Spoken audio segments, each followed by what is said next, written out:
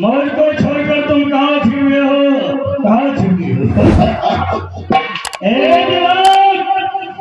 सही सही दिमाग के काम करना यार। घोटो घोटो रे घोटो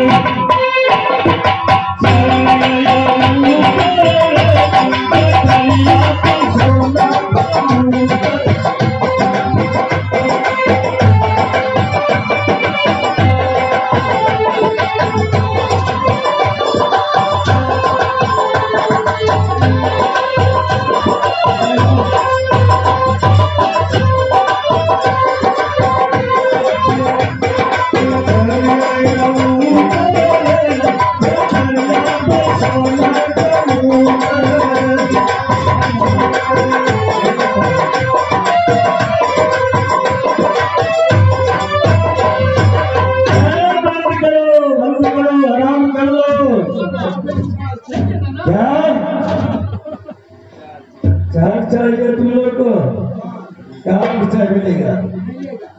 मिलेगा पूरा सरदार जी कहाँ गया?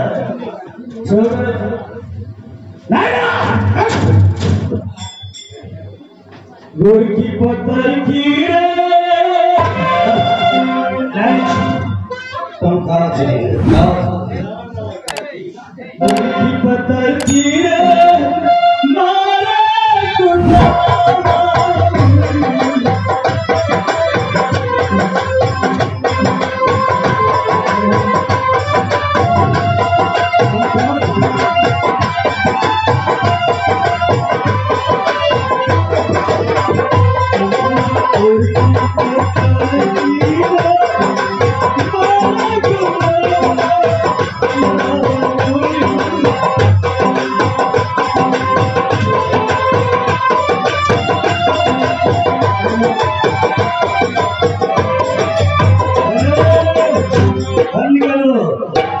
आराम कर लो सचिंदर साहब आराम कर लो।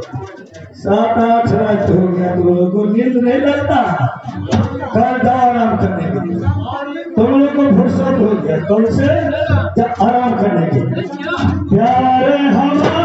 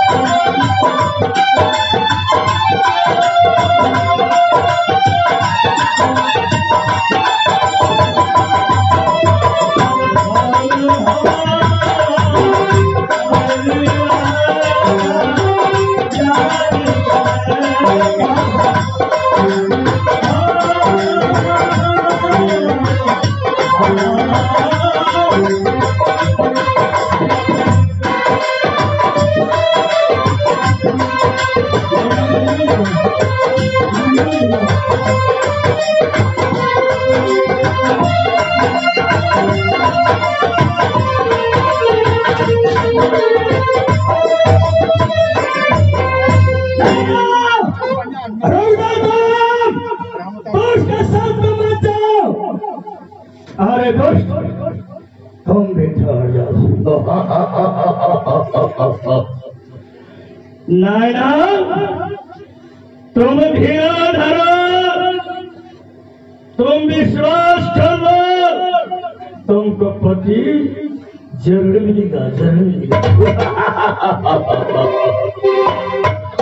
आप पता लगा लगे ब्याही नवली को,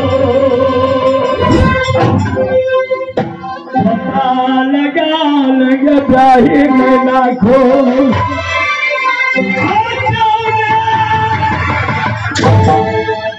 किला में जल हमारे मिलते हो